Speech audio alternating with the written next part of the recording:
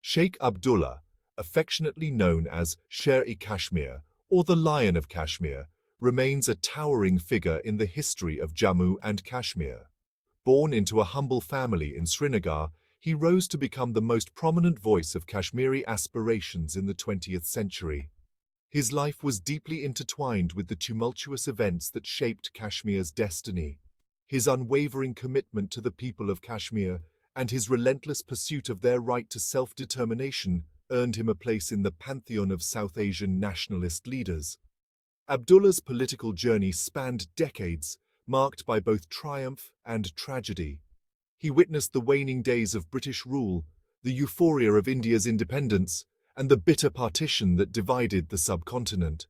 Throughout these turbulent times, he remained a staunch advocate for the Kashmiri people, navigating the complex political landscape with remarkable tenacity and courage. His legacy, however, remains a subject of intense debate. While many revere him as the father of the Kashmiri nation, others view his choices with a more critical lens. This essay delves into the life and times of Sheikh Abdullah, exploring his pivotal role in shaping the political consciousness of Kashmir and his enduring impact on the region's complex tapestry.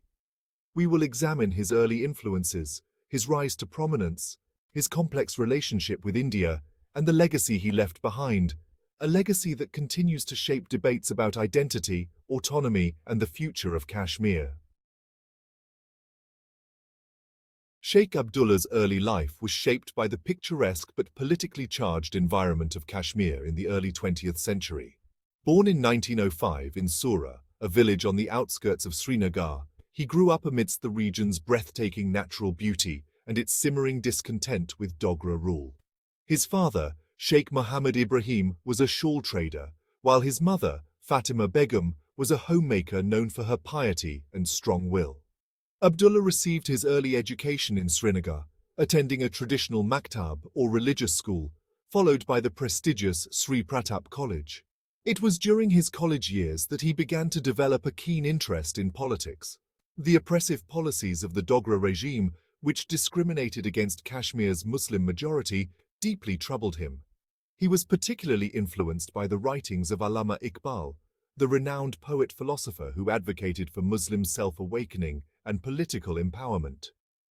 In 1931, after completing his master's degree in science from Aligarh Muslim University, Abdullah returned to Kashmir. The political climate had further deteriorated, with growing discontent against the Dogra Maharaja Hari Singh. The Maharaja's autocratic rule and his discriminatory policies had fueled resentment among the Muslim populace. Inspired by the burgeoning nationalist movements across India, young Abdullah felt compelled to act, sensing an opportunity to channel the simmering anger into a potent force for change. It was at this juncture that he embarked on a political path that would irrevocably alter the course of Kashmir's history. Upon his return to Kashmir, Sheikh Abdullah witnessed firsthand the plight of his people under the Dogra rule.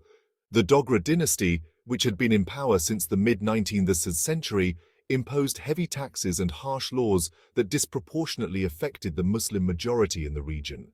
The economic disparity and social injustices were glaring, and the common people were struggling to make ends meet.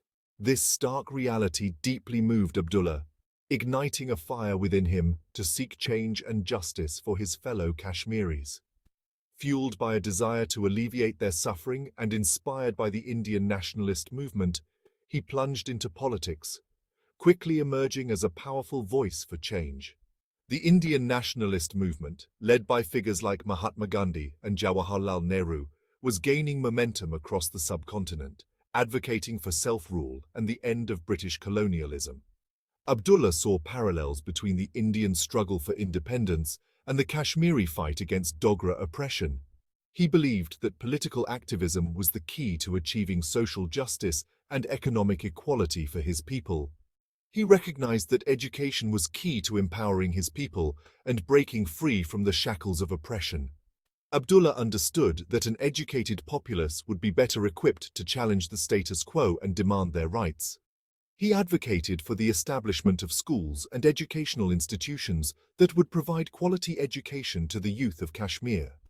He believed that education would not only uplift individuals, but also transform society as a whole, creating a more informed and empowered citizenry.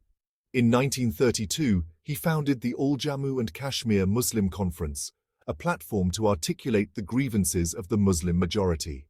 The organization aimed to address the socio-economic and political issues faced by the Muslim community in Kashmir. It provided a unified voice for the oppressed and marginalized, advocating for their rights and seeking redress for their grievances. The Muslim Conference quickly gained popularity, becoming a significant force in the region's political landscape. Abdullah's charisma, eloquence, and genuine concern for the downtrodden resonated with the Kashmiri masses. His ability to articulate the struggles and aspirations of the common people endeared him to many. He was not just a political leader, but also a symbol of hope and resilience. His speeches were filled with passion and conviction, inspiring people to believe in the possibility of a better future. His empathy and dedication to the cause of the oppressed made him a beloved figure among the masses. He traveled extensively throughout the valley, galvanizing support for his message of social justice, economic equality, and political freedom. Abdullah's tireless efforts to reach out to people in every corner of Kashmir helped build a broad-based movement. He listened to their concerns, shared their struggles, and motivated them to join the fight for a just and equitable society. His travels were not just political campaigns, but also journeys of solidarity and empowerment, strengthening the bond between him and the people he sought to serve. His rallies and speeches drew massive crowds, transforming him into a symbol of hope for the oppressed.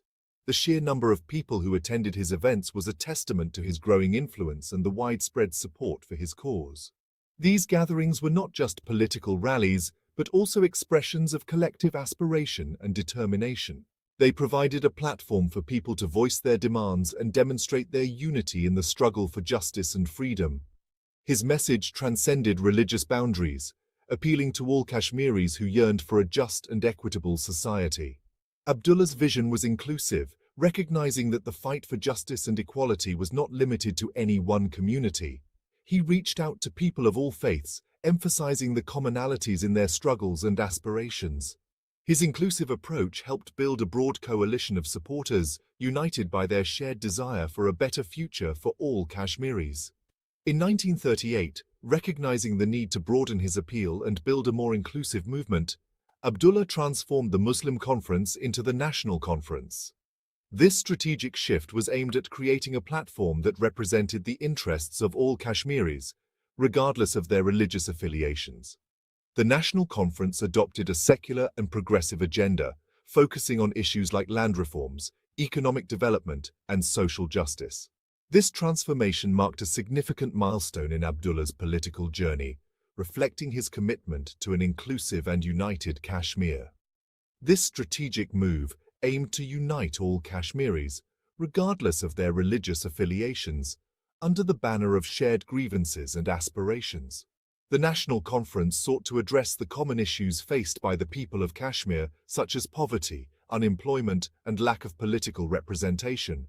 By focusing on these shared concerns, Abdullah hoped to build a united front that could effectively challenge the existing power structures and work towards a more just and equitable society. The National Conference, with its secular and progressive outlook, soon became a formidable force in Kashmiri politics. Its inclusive approach and focus on social justice resonated with a broad cross-section of the population. The party's commitment to land reforms, economic development, and political representation helped it gain widespread support.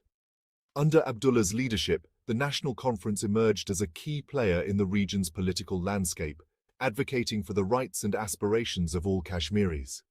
Abdullah's leadership, characterized by his unwavering commitment to the Kashmiri cause and his ability to connect with the masses, was instrumental in this transformation. His vision of a free and prosperous Kashmir, where all citizens enjoyed equal rights and opportunities, resonated deeply with the people. He was not just a political leader, but also a symbol of hope and resilience. His ability to inspire and mobilize people was a key factor in the success of the National Conference and the broader movement for justice and equality in Kashmir. His vision of a free and prosperous Kashmir, where all citizens enjoyed equal rights and opportunities, resonated deeply with the people, propelling him to the forefront of the Kashmiri struggle for self-determination.